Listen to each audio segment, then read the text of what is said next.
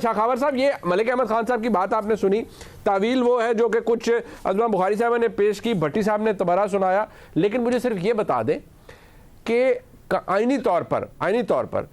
یہ جو ایک انہوں نے ایک توجیہ نکالی ہے نا ملک احمد خان صاحب نے کہ دیکھیے یہ لکھا ہوا ہے 90 دن میں انتخابات ہونے ہیں، لیکن اگر نہیں ہوں گے تو پھر کیا ہوگا یہ نہیں لکھا ہوا، کانسیکوینس نہیں پتا. تو سر آپ کو یہ معاملہ کہاں جاتا ہوا نظر آ رہا ہے، خاص طور پر کیپنگ ان مائنڈ کہ ڈیجیٹل مردم شماری ہونی ہے، پھر حلقہ بندیاں ہونی ہیں؟ شاخاور صاحب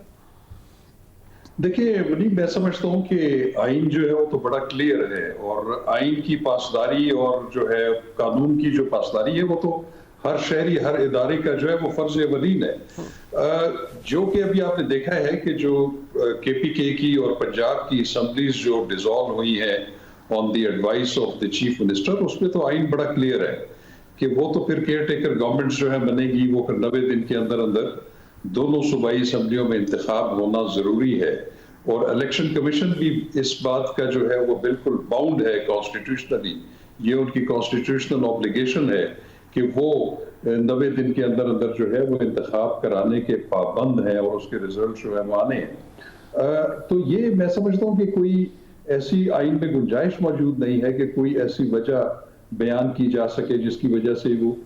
مؤخر کر دیے جائیں یا کیئر ٹیکر گورنمنٹ جو ہے اس کو توسیع مل جائے. اور ایسی توسیع جو ہے وہ سپریم کورٹ آف پاکستان یا ہائی کورٹس بھی دے سکتی ہے. میرا خیال ہے ایسا نہیں ہے، کیونکہ ہائی کورٹس اور سپریم کورٹ اور جتنی عدالتیں ہیں آرٹیکل 175 کانسٹیٹیوشن کے تحت وہ وہی جورسڈکشن اسیوم کر سکتی ہیں جو ان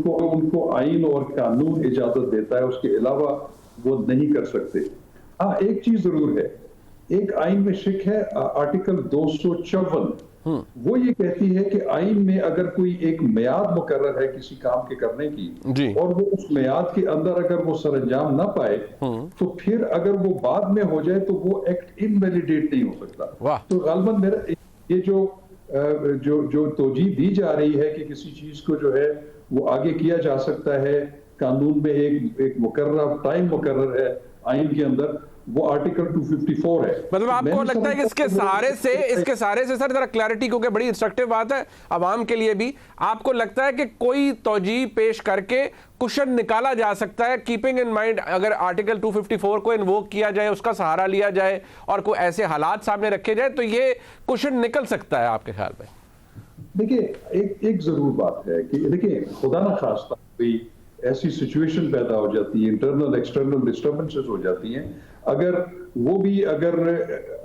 ایمرجنسی اگر پروکلیم کر دی جائے پاکستان کسی بھی ایک صوبے میں یا ملک کے اندر، وہ بھی ایمرجنسی وہ والی جس کو پارلیمنٹ نے توثیق دی ہو، تو پھر ایمرجنسی کے دوران جو ہے وہ ایک ایکٹ آف پارلیمنٹ کے تحت قومی اسمبلی جو ہے اس کو 1 سال کے لیے اس کی مدت بڑھائی جا سکتی ہے. لیکن پروونشل اسمبلی کا اس میں کوئی نہیں ہے. جہاں تک سینسس کا یا مردم شماری کا تعلق ہے کہ گورنمنٹ نے جو ہے وہ جو اس کا پروسیس شروع کر دیا ہے مردم شماری کا، اور جب تک مردم شماری نہیں ہوگی، نئی حلقے بندیاں نہیں ہوں گی تو اس وقت تک کوئی بھی الیکشن نہیں ہو سکتے. میرا خیال ہے یہ بات بھی درست نہیں ہے. اگر آپ آرٹیکل 51 دیکھیں، آرٹیکل 51 کا بھی سب آرٹیکل 5 تو اس میں بڑا واضح طور پہ درج ہے کہ جو صوبوں میں اور وفاقی دارالحکومت میں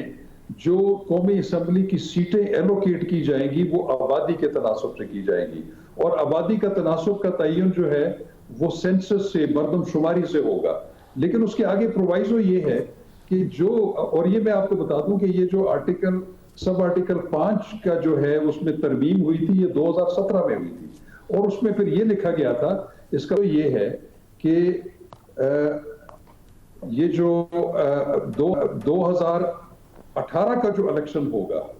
وہ 2017 کی جو نوٹیفائیڈ پروویژنل مردم شماری ہے اس کی بنیاد پر ہوگا. تو اس لیے تو بڑا واضح ہے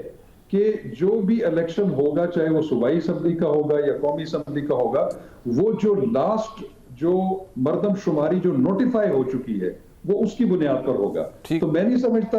کہ یہ اس میں کوئی توجیہ میں کوئی وزن ہے کہ اگر حکومت جو ہے فیڈرل گورنمنٹ نئی مردم شماری کا جو ہے وہ آغاز کرتی ہے اور جب تک وہ مکمل نہیں ہوتی اور وہ نوٹیفائی نہیں ہوتی، تو میرا خیال ہے کہ یہ اس میں کوئی وزن نہیں ہے، کانسٹیٹیوشن اس کی کوئی اجازت نہیں.